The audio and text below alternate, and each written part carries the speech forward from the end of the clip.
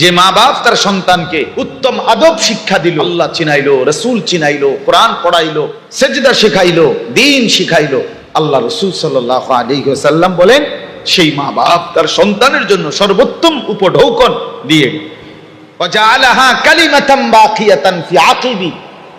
আল্লাহ বলেন ইব্রাহিম আলাইহিস সালাম তার সন্তানদের জন্য ঈমান রেখে গেলেন। কি রেখে গেলেন?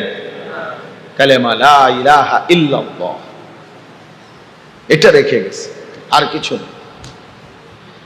ইয়াকুব আলাইহিস সালাম তার সন্তান 12 সন্তানের জন্য মৃত্যুর সময় বলছেন, বাবা আমি চলে যাচ্ছি, তোমরা বলো তো আমার মৃত্যুর পরে তোমরা কার ইবাদত করবা? কোরআন শরীফে আছে।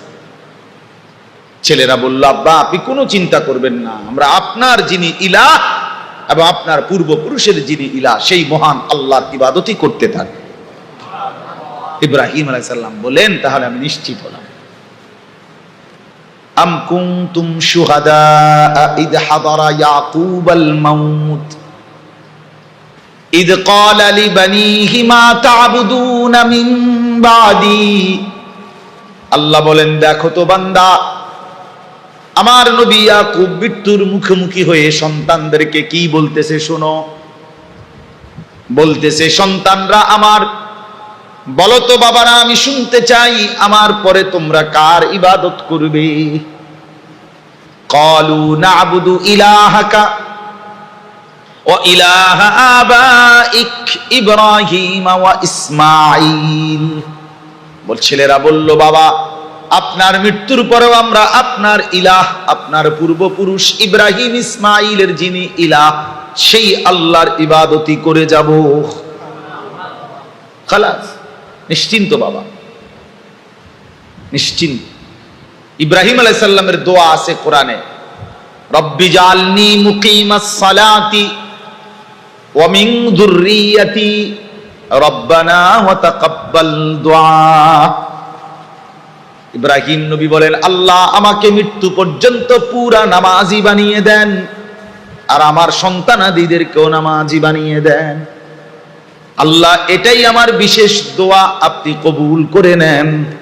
এই যে সন্তানের জন্য নামাজ দোয়া, আল্লাহ আমার সন্তানকে নামাজি বানিয়ে দেন। ইব্রাহিম আলাইহিস সালামের দোয়া। আল্লাহর ঘর কাবা শরীফ বানাইয়া ইব্রাহিম আলাইহিস সালাম আল্লাহর কাছে দোয়া করছে, রব্বানা ওয়াজআলনা মুসলিমাইনি লাক ওয়া মিন যুররিয়াতিনা উম্মাতাম মুসলিমাতাল লাক। আল্লাহ আপনি আমি ইব্রাহিম আর আমার সন্তান ইসমাইল আমাদের দুইজনকেই ইসলামের উপরে দৃঢ়তা মজবুতি দান করেন, আর আমাদের বংশধারায় কিয়ামত পর্যন্ত আপনার অনুগত বান্দা হিসাবে কবুল করেন। এই যে বংশধরের জন্য ঈমান চাইছে, ইসলাম চাইছে, ইসলাম চাইছে। আমরা স্পষ্ট কিতাবে পড়ছি, ইমাম কুরতুবী রাহমাতুল্লাহ আলাইহির কিতাব আত-তাযকিরা, ওই কিতাবের মধ্যে আছে চিরটা জীবন যে আল্লাহকে ভুলে, আখিরাত ভুলে, মৃত্যু ভুলে, কবর ভুলে, কোন নাফরমান, কোন গাফেল মুসলমান, কোন মানুষ যখন দুনিয়া দুনিয়া নিয়ে ব্যস্ত থাকে, তো মৃত্যুর মুহূর্তে সে তার জবান দিয়া কালেমা বলতে পারে না। খোদার কসম কিতাবে লিখছে, মৃত্যুর মুখেও তার মুখে তখন দুনিয়ার কোনো না কোনো বিষয় যা নিয়ে সে ব্যস্ত ছিল তাই বের হয়, তাই ভাবনা। ওইখানে কিতাব, আজ থেকে 500 বছর আগের লেখা কিতাব, ওই সময়কার কিতাবে উনি লিখছে, ওই জামানার এক ব্যক্তি, তাকে মৃত্যুর সময় আশপাশে অন্যরা কালেমা শরীফ উচ্চারণ করতে বলছে আপনি পড়েন লা ইলাহা ইল্লাল্লাহ।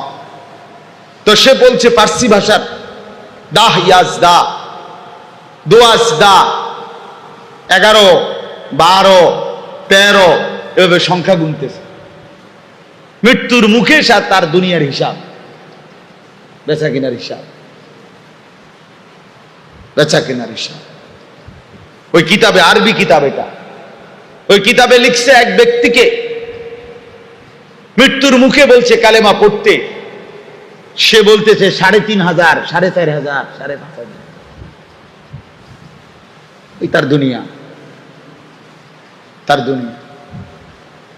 আমি যদি যে বহু মানুষের জীবনে শুনছি আমাদের দেশে গ্রামে গঞ্জে অসংখ্য বুড়া মানুষের কথা শুনছি আমি আমার জীবনে, যে পরিবারের মানুষে কয় বুড়া মাডা বুড়া বেড়ি মরে না, মরার আগের আফসুস নাতিগার বউ দেখা যাবে, এই ছোট মাইয়াগার বিয়ে দিয়ে যদি যাইতে পারতো, এই নাতিগারে যদি বিয়ে করাইতে পারতো, এই নাতনিগারে যদি বিয়ে করাই দিতে পারতো। মৃত্যু পথযাত্রী কিন্তু নাফরমানের ফিকির তখনও বিয়া, বিদেশ, বিল্ডিং, দুনিয়া। কি এমন নাই? কথা বলেন না কেন? হায় রে নাফরমান, দুনিয়া তোমার এইভাবে কায়রা নেবে। শেষ মুহূর্ত পর্যন্ত আখিরাতের ফিকির হলো। অথচ কোরআনুল কারীমের মধ্যে আছে আল্লাহ তাআলা বলছেন 40 বছর বয়স হলেই আখিরাতের ফিকিরে লেগে যাও। ইমাম কুরতুবী রাহমাতুল্লাহ আলাইহি লিখছেন, বহু বুজুর্গকে আমি দেখছি 40 পর্যন্ত দুনিয়ার ব্যস্ততায় ছিল, মানুষের সাথে মিশছে, 40 বছর পূর্ণ হয়েছে তো মানুষের থেকে বিচ্ছিন্ন হয়ে আল্লাহ পাকের ইবাদত আর বন্দিগিতে একদম একাকী ডুবে গেছে, একদম ডুবে গেছে। ওয়ালাম্মা বালাগা আশুদ্দাহু ওয়া বালাগা 40 সানাহ, এই যে আল্লাহ বলেন আমি যখন আমার বান্দাকে যৌবনে পৌঁছাইলাম এবং 40 তার বয়স পূর্ণ হলো, এবার আমার বান্দার দায়িত্ব হলো শুধুই আখিরাত নিয়ে ফিকির, শুধু আখিরাত নিয়ে। উচিত তো ছিল এই 60 বছর কিতাবের মধ্যে আছে একটি পূর্ণাঙ্গ হায়াত। 60 বছর যাকে আল্লাহ হায়াত দিছেন তাকে আল্লাহ তাআলা পূর্ণ হায়াত দিছেন। কি হায়াত দিছেন? পূর্ণাঙ্গ হায়াত, পূর্ণাঙ্গ হায়াত।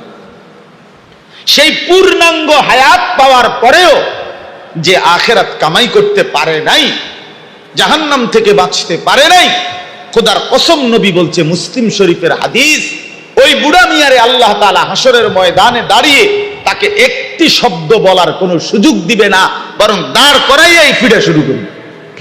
আল্লাহ তো আসমানি দয়া করছেন, রব্বুল আলামিন মেহেরবানি করছেন, লক্ষ কোটি দয়া করছেন এই দেশের উপরে। যদি এই জালেম না সত্য, তাইলে আগামী 10 বছরের ভিতরে, 20 বছরের ভিতরে এই জাতির মুসলিম সন্তানরা ইসলাম এই শব্দটাই চিনত। জানেন না এই পরিমাণ কুফরি নাস্তিক্যবাদ সিলেবাস, পড়ালেখা, বইপত্র এভাবে সাজাইছিল, যদি শুধু এটা আর চলতো 10টা বছর, তো বাংলাদেশের জমিনে এই জেনারেল ছেলে পেলেদের কাছ থেকে ইসলাম দাফন হয়ে যেত। দাফন, একদম দাফন, দাফন হয়েছে। আমরা রাজনীতির হিসাব করি না, আমরা ইসলামের হিসাব করি, ইসলামের হিসাব।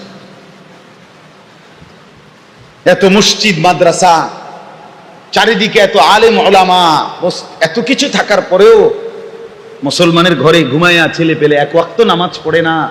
আপনার কি মনে হয়? কি মনে হয়? হ্যাঁ, বাবার চোখেও পানি নাই, মার চোখেও পানি নাই, সন্তানের চোখেও ভাবনা নাই, বাবাও একটাবার শিক্ষারে না, কিরে আমার ফোলা কাজে নামাজ পড়ে না, বাবাও একটাবার কদ্দুর কয় না, হায় হায় কার পিছনে টাকা খরচ করি, আমার ছেলেটা যে আমার আল্লাহর কোরআন পড়তে পারে না। বলে